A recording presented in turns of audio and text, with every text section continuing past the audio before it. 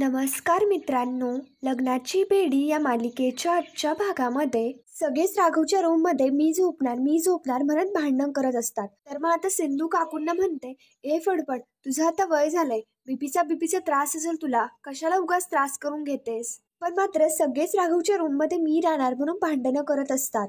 आता सिंधूला नेमकं काय करावं काहीच समजत नसतं. तर मग आता सिंधू म्हणजेच की कृष्णाच्या आवाजामध्ये बोलत म्हणते की बबलिका, आपण लास्ट टाइम विचारतोय की इकडं कल्टी मारणार आहे की नाही. तर मग राजश्री काकू आणि रुक्मिणी म्हणतात, आम्ही इथेच थांबणार, नाही ऐकणार तुझं. तर मग आता सिंधू लगेच राघवला म्हणू लागते, लंबू, आपल्याला ना तुझ्या फॅमिलीच्या विरोधात हे सगळं करायचं नव्हतं, पण मात्र हे ऐकतच नाहीयेत, त्याच्यामुळे मला आता ते करावं लागेल. राघव कृष्णाला म्हणजेच की सिंधूला म्हणत असतो की कृष्णा ऐक ना, जरा समजून घे. तर मग सिंधू लगेच इकडे वकील साहेबांना फोन करते आणि त्यांना म्हणू लागते, वकील साहेब सॉरी जरा लेट फोन केला, आपल्याला ना तुला एक क्वेश्चन विचारायचा होता. आणि आता सिंधू त्या वकिलांना विचारते की हनीमून नेमकं किती पब्लिकमध्ये होतं. तर तिकडून सिंधूला उत्तर येतं 2. याच्यावरती सिंधू म्हणते, हा बरोबर आहे ना, हजबंड अँड वाईफ. तर त्याच्यानंतर आता सिंधू सांगू लागते, आपल्या खोलीमध्ये ना सगळेच लोक येऊन बसलेत आणि जातच नाहीये. घरातले सगळेच सिंधूचं ते सगळं वागणं आणि बोलणं पाहत असतात आणि सगळेच आश्चर्याने तिचं ते बोलणं ऐकून घेत असतात. सिंधू म्हणत असते, आपण सांगितलं त्यांना इकडनं कल्टी मारा, पण निघायचं नावच नाही घेते. तर मग वकील आता सिंधूला म्हणत असतात, म्हणजेच की असं सिंधू नाटक करत असते की काय म्हणतोयस तू, म्हणजे यांच्यावरती मेंटल टॉर्चरची केस टाकू शकतोस. आता सिंधूचा तो सगळा फोन कॉल पाहता इकडे राघव यांना म्हणतो की जा पटकन, ती कृष्णा आहे, ती काहीही करू शकते. याच्यावरती रुक्मिणी राघवला म्हणत असते, ती जरी कृष्णा असली तरी तू IPS ऑफिसर आहेस ना.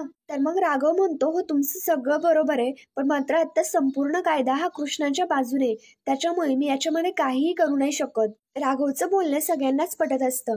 आता राजश्री म्हणते, राघव तुला कळत नाही का, इथे मी तुझ्यासाठी आले. याच्यावरती राघव म्हणत असतो, मला कळतंय तुम्ही सर्व माझ्यासाठी आला आहात, पण मात्र मी तिला हँडल करू शकतो. त्याच्यानंतर इकडे कृष्णा ओरडत ओरडत म्हणत असते की 5 मिनिटात मी तुला कन्फर्म सांगतो. इकडे राघव सुद्धा सिंधूचे ते बोलणं पाहता घरातल्या सगळ्यांना जायला सांगत असतो. राजश्री, ऋतुजा, रेश्मा सगळेच तिकडे निघून जातात, पण मात्र काकू तिथेच थांबतात.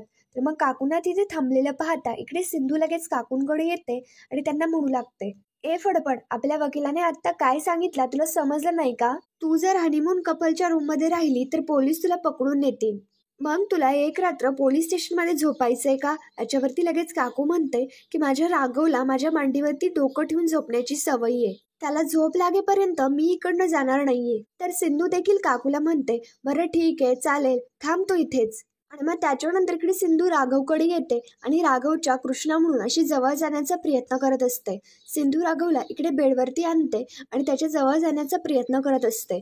ते सगळं पाहता आता काकू लगेच सिंधूला शांत करत म्हणतात, अगं हे पोरी काय चाललंय तुझं, अगं तुझ्या मनाची नाही निदान मनाची तरी ठेव. सिंधू म्हणू लागते, कशाला, देवा ब्राह्मणाच्या साक्षीने मी स्वतः लंबूशी लग्न केलंय, मग त्याच्यामध्ये आता लाज कशाला बाळगायची.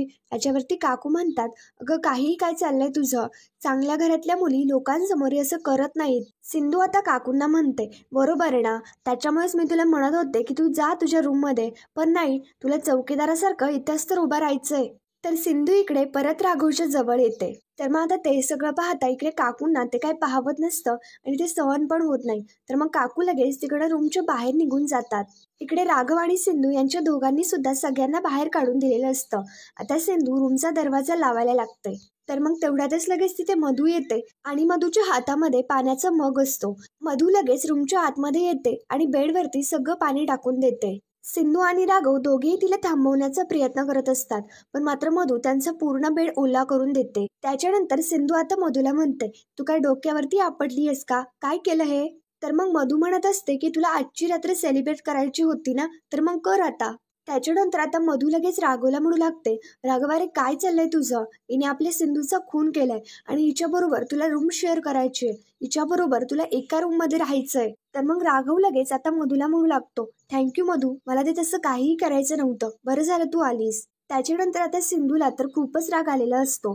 सिंधू तिथे असलेला दुधाचा ग्लास घेते आणि इकडे मधूकडे येत म्हणते, सुंदरी, तुला आपल्या हस्बंड बरोबर हनीमून सेलिब्रेट करायचा होता ना. आणि सिंधू आता तो दुधाचा ग्लास मधूच्या तोंडाला लावते आणि तिला आता बळजबरीने दूध पाजत असते. मग त्याच्यानंतर सिंधू आता पूर्ण ग्लासातलं दूध बळजबरीने मधूला पाजते आणि मग मधू याच्यावरती एकही शब्द बोलत नाही आणि तिकडं निघून जाऊ लागते. पण मात्र ती मध्येच बोलण्यासाठी थांबते, तर सिंधू लगेच तिला मागणं धक्का देते आणि तिला रूमच्या बाहेर हकलवून देते. रूमचा दरवाजा लावल्यानंतर इकडे सिंधू राघवकडे येते आणि राघव सिंधू दोघेही मोठ्या मोठ्याने हसत असतात, कारण की त्यांचा प्लॅन आता सक्सेसफुल झालेला असतो. आणि आता त्याच्यानंतर सिंधू राघवला प्रेमाने मिठी मारते आणि राघव सिंधू दोघे एकमेकांच्या मिठीमध्ये असतात. त्यानंतर सिंधूने मधूला घाबरवण्याचा एक भयानक प्लॅन केलेला असतो. सिंधू भूत पडून आता मधूच्या रूम मध्ये आलेली असते. सिंधूने जणू काय ती हवेमध्ये झोपली असं नाटक केलेलं असतं. आता सिंधू सुंदरी सुंदरी म्हणत म्हणत मधूला उठवत असते. मधू इकडे पूर्णपणे झोपेमध्ये असते आणि आता सिंधू सुंदरी मधुराणी असं म्हणत म्हणत मधूला उठवत असते. मग त्याच्यानंतर मधू सुद्धा डोळे उघडते आणि सिंधूला अचानक अशा अवस्थेमध्ये पाहता ती सुद्धा खूप घाबरून जाते. मधू खूप मोठ्या मोठ्याने ओरडायला लागते आणि डायरेक्ट बेडच्या खाली जाऊन पडते. मधू भूत भूत म्हणत म्हणत खूप घाबरून गेलेली असते. तर मधूची अशी झालेली अवस्था पाहता सिंधू इकडे तिच्या जागेवरनं उठते आणि मोठ्या मोठ्याने हसायला लागते. तर सिंधू इकडे मधूच्या जवळ येते आणि तिला म्हणू लागते, अरे बापरे, तू तर घाबरली ना? तुला तर आपला मधुचंद्र होऊ द्यायचा नव्हता ना? जागी हो, आपला मधुचंद्र झाला सुद्धा. तू जर अशीच झोपून राहिली ना तर अवघड आहे हा. तुझं आता काहीही खरं नाहीये. त्याच्यामुळे स्वप्नभंग होण्याच्या आधी जागी हो. मधू मात्र इकडे खूपच घाबरून गेलेली असते आणि तिला खूप घाम देखील फुटलेला असतो. त्याच्यानंतर आता सिंधू मधूला म्हणते, सुंदरी, एक गोष्ट कायम लक्षात ठेवायची, या कृष्णाचा कारभार नाही ढिला आणि जो नडणार त्याच्यावर करणार हल्ला. मग त्याच्यानंतर मधू पुढे बोलायला लागते. तर मग आता सिंधू लगेच तिच्या आवाजामध्ये मधूशी बोलायला लागते आणि मधूला ठामपणे सांगून टाकते की मधुराणी, एक गोष्ट कायम लक्षात ठेवायची, माझ्या मुलांपासनं, माझ्या नवऱ्यापासनं आणि माझ्यापासनं ना कायम लांब राहायचं. हा तर फक्त ट्रेलर होता, पिक्चर अभी बाकी आहे. मधू तर आधीच खूप घाबरून गेलेली असते आणि आता ती सिंधूच्या बोलण्याने आणखी घाबरते. मग त्याच्यानंतर सिंधू अशी मधूला वॉर्निंग देते आणि तिकडे निघून जाते. तर मग त्याच्यानंतर सगळेच नाश्ता करण्यासाठी बसलेले असतात. राघव अजूनपर्यंत काय उठलेला नसतो. त्याच्यामुळे ऋतुजा आता लगेच काकूंना म्हणते, वहिनी, मला काय वाटतंय माहितीये का, तुमच्या लाडक्या मुलाचा दिवस अजून उजाडलेला नाही दिसत आहे. काकू लगेच आता ऋतुजावरती ओढत म्हणते, ऋतुजा, आपण कुठे काय बोलतोय ना हे कळतंय का? ऋतुजा सांगत असते, वहिनी साहेब, मला तसं नाही म्हणायचं, पण मात्र राघवला आता ड्युटीवरती जायचंय आणि त्या मुलीमुळे राघवला किती त्रास झालाय. रात्रभर तो झोपला सुद्धा नसेल. त्याच्यानंतर राघव लगेच त्याच्या ड्युटीचं आवरून येतो आणि आता इकडे नाश्ता करण्यासाठी टेबलवरती येऊन बसतो. मग त्याच्यानंतर तेवढ्यातच सगळे सिंधू देखील राघवच्या मागणे येते आणि सगळ्यांना गुड मॉर्निंग पब्लिक्स असं बोलते. सिंधू गुड मॉर्निंग बोलते, पण तिच्या गुड मॉर्निंग वरती कोणीही उत्तर देत नाही.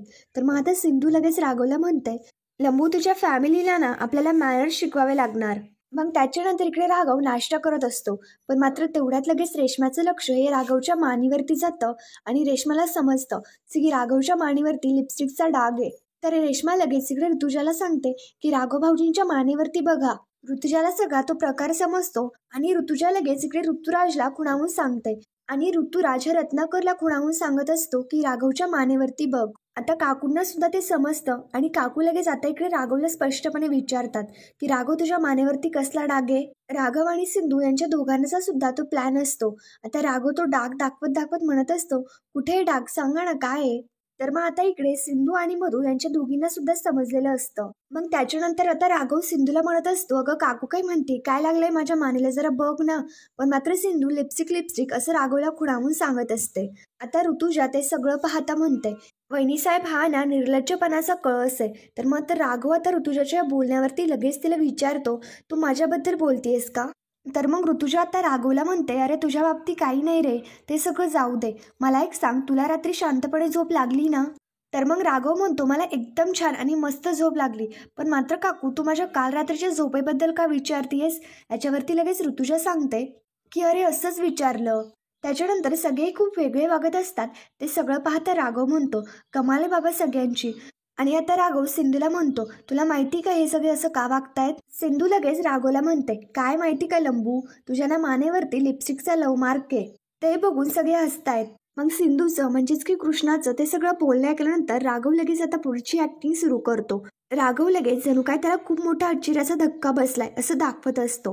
आता त्याच्यानंतर राघव कृष्णाला म्हणजेच की सिंधूला विचारतो की मला खरं खरं सांग, मी काल रात्री झोपल्यानंतर तू काय काय केलंस? याच्यावरती सिंधू लगेच लाजायला लागते. राघव आता सिंधूला विचारत असतो की खरं खरं सांग, हा लव मार्क्स इथे कसा आला? घरातले सर्वच त्यांच्या दोघांचं ते सगळं वागणं पाहत असतात. तर मग सिंधू लगेच आता राघवला म्हणते, लंबू अरे काय चाललंय तुझं? अशा गोष्टी कुणी पब्लिक्समध्ये विचारतं का? पण मात्र आता राघव लव्ह मार्क्स म्हणजेच की तो लिपस्टिकचा डाग दाखवत म्हणतो, मला खरं खरं सांग की हा लव्ह मार्क्स इथे आला कसा? तर मग राघवचं हे सगळं बोलणं ऐकता सिंधू लगेच आता मोठ्याने ओरडत म्हणते, लंबू अरे याआधी सुद्धा तुझं लग्न झालं होतं ना, मग लग्नानंतरच्या पहिल्या रात्री काय करतात हे विचारतोयस का मला? लंबू मला शरम येते राव, असं काहीही नको विचारत जाऊ. आणि मग त्याच्यानंतर कृष्णाचं ते सर्व बोलणं ऐकल्यानंतर इकडे मधू भयंकर चिडते आणि मधू आता त्यांच्या दोघांना सुद्धा शांत करत म्हणते की काय चाललंय तुमचं, शांत व्हा. अगं काय बोलतीयस कृष्णा तू? इथे घरातली सर्व मोठी माणसं बसलीत, तुला कळत नाहीये का? तर मग सिंधू लगेच म्हणते, मला कळतंय ना, पण मात्र आपण आपल्या हस्बंडच्या क्वेश्चनचा उत्तर देतोय. सिंधू आता म्हणू लागते, तुमच्या सर्वांच्या साक्षीने, देवाब्राह्मणाच्या साक्षीने आमच्या दोघांचं एकमेकांशी लग्न झालंय. मग नवीन कपल्स कधी कधी असे डाग दिसतात आणि इथून पुढे सुद्धा दिसू शकतात, त्याच्यामुळे ड्रामा करण्याची गरज नाही. कृष्णाचं म्हणजेच की सिंधूचं ते सर्व बोलणं ऐकल्यानंतर मधूला इकडे भयंकर राग येतो आणि मधू लगेच तिच्या कानाखाली मारायला लागते. पण मात्र तेवढ्यातच लगेच सिंधू मधूचा हात पकडते. मधू व घरातले सगळेच आश्चर्याने पाहत असतात. त्याच्यानंतर सिंधू लगेच मधूचा हात पिरगळते आणि तिला म्हणते की या कृष्णाचा कारभार नाही ढिला आणि जो आपल्याला दंडणार ना त्याच्यावरती करणार आपण हल्ला. सिंधूने आता मधूचा हात पिरगळलेला असतो, त्याच्यामुळे राजेशी म्हणत असते की हात सोड तिचा. याच्यावरती सिंधू लगेच म्हणू लागते, ए मदर्स, आपल्याला काय हाऊस नाही हिचा हात पकडून ठेवायची. मग आपण आपल्या हस्बंड बद्दल बोलतोय तर मग हिच्या नाकाला का मिरच्या झुंबायला पाहिजे? इकडे मधू म्हणत असते, अगं दुखतंय मला, हात सोड. याच्यावरती सिंधू लगेच मधूला म्हणते, ए सुंदरी, तू ना तुझ्या डोक्यामध्ये एक गोष्ट कन्फर्म कर, हा पोलीसवाला ना आपला हजबंड आहे, त्याच्यामुळे आता त्याच्याकडनं भावाच्या नजरेने बघायचं, समजलं ना? त्याच्यानंतर रत्नाकर इकडे सिंधूला म्हणतो की सोड कृष्णा तिचा हात. तर रत्नाकरच्या सांगण्याप्रमाणे सिंधू लगेच मधूचा हात सोडून देते. आता रत्नाकर सिंधूला समजावून सांगू लागतो, हे बघ कृष्णा, तू या घराची ना मोठी सून आहे, त्याच्यामुळे बोलताना वागताना थोडं भान ठेवत जा. त्याच्यात गणपती सुद्धा येत आहेत, त्याच्यामुळे मला घरामध्ये अजिबात वाद नकोय. रत्नाकर सर्वांना सांगतो की नाश्ता करून घ्या आणि आपापल्या कामाला लागा. तर मग रत्नाकरच्या सांगण्याप्रमाणे सगळेच लगेच नाश्ता करण्यासाठी बसतात आणि मग सिंधू लगेच तिच्या इकडे ओढणीने राघवच्या त्या मानेवरचा डाग पुसते. ते सगळं मधू पाहता तिला खूपच मोठा जळफाट होत असतो. तर इकडे सिंधू डाग पुसत असते तर ती लगेच राघवकडे पाहून असते. म्हणजेच की राघव आणि सिंधू यांच्या दोघांनाही घडलेला प्रकार आठवतो. म्हणजेच की जेव्हा सिंधू तिचं आवरत होती तेव्हाच राघव सिंधूच्या जवळ येतो आणि सिंधूला प्रेमानं मिठी मारतो. पण मात्र सिंधू जरा डिस्टर्बच दिसत असते, त्याच्यामुळे राघव विचारतो की काय झालं, कसला विचार करतेयस, सावीचा ना? याच्यावरती सिंधू म्हणते, हो ना. राघव अजून सुद्धा ती ग्लानीत आहे, काय होईल काहीही सांगता येत नाही. याच्यावरती राघवचं म्हणणं असतं की सिंधू, मला माहिती आहे की तू आपल्या सावीला लवकरात लवकर बरं करशील. राघवचा समजूतदारपणा पाहता आता इकडे सिंधू राघवला गिफ्ट म्हणून इकडे मानेवरती एक किस देते. सिंधू आता कृष्णाच्या आवाजामध्ये म्हणते, ए लंबू, जा बाहेर आणि दाखव तुझ्या लेलाला हे गिफ्ट. तर सिंधूच्या सांगण्याप्रमाणे राघव लगेच हसत हसत तिकडे निघून जातो. इकडे सिंधू त्याच्या मानेवरचा डाग सगळा साफ करते. तर त्याच्यानंतर सगळे हॉलमध्ये बसलेले असतात आणि आता सगळे गणपती बाप्पाच्या डेकोरेशनची तयारी करत असतात. त्याच्यानंतर आता ऋषभ आणि रेश्मा म्हणतात की यावर्षीचं डेकोरेशन आम्ही दोघं मिळून करणार. तर त्यांचं बोलणं पाहता इकडे सिंधू लगेच म्हणते, तुम्हा दोघांचा ना असा बदकाचा जोडा करायचा का? याच्यावरती रेश्मा लगेच ओरडत म्हणते, तुला कोणी विचारलंय का मध्ये मध्ये तोंड घालते? सिंधू आता डेकोरेशनची आयडिया देत म्हणते, आपल्याला काय वाटतंय, यावर्षी आपण अटल सेतू करायचा का? तर ऋषभला सुद्धा सिंधूची आयडिया पटते. पण मात्र ऋतुजाचं म्हणणं असतं की ते खूप अवघड आहे, नाही जमणार. सिंधू आता म्हणते, अरे तू काळजी नको करू रे, हर टायमाला ना आपल्या गल्लीतल्या गणपतीचं डेकोरेशन आपण करायचो, त्याच्यामुळे तू टेन्शन नको घेऊस. आपल्याकडे 101 आयडिया आहेत. बोल आता तुला कुठली आयडिया देऊ? तर मग आता राजेशी लगेच मध्येच ओढत म्हणते, काही आयडिया बिडिया द्यायची गरज नाहीये, यावर्षीची सजावट दरवर्षीप्रमाणे साधीसुधी राहील. तर मित्रांनो, पुढील भागामध्ये आपण पाहणार आहोत सिंधू इकडे सावीकडे आलेली असते आणि सावीला म्हणत असते, बाळा आई आली ग, एकदा डोळे तर उघडून बघ. तेवढ्यात लगेच तिथे राजश्री येते आणि आता सिंधूवरती ओढत म्हणते, काय चाललंय तुझं हे? तुला सांगितलं होतं ना की माझ्या नातीच्या आजूबाजूला सुद्धा फिरकायचं नाही म्हणून. ती राघव आणि सिंधूची मुलगी आहे, तिच्यावरती हक्क गाजवण्याचा प्रयत्न सुद्धा नाही करायचा, नाहीतर गाठ माझ्याशी आहे. तर मग या राजश्रीच्या बोलण्यामुळे सिंधूला त्रास होतो. मग त्याच्यानंतर सिंधू आणि राघव दोघेही रूममध्ये असताना राघव सिंधूला विचारतो, सिंधू काय झालंय? याच्यावरती सिंधू सांगू लागते, मी सावीला औषध देण्यासाठी तिच्या रूममध्ये गेले होते, पण मात्र आपली सावी एकदम शांत पडलेली आहे. ज्या लोकांनी सावीला असा त्रास दिलाय ना त्यांना मी सोडणार नाही. तर मग मित्रांनो, पुढील भागांच्या डेली अपडेटसाठी आमच्या शिव मराठी या चॅनलला लगेच सबस्क्राईब करा. थँक्यू.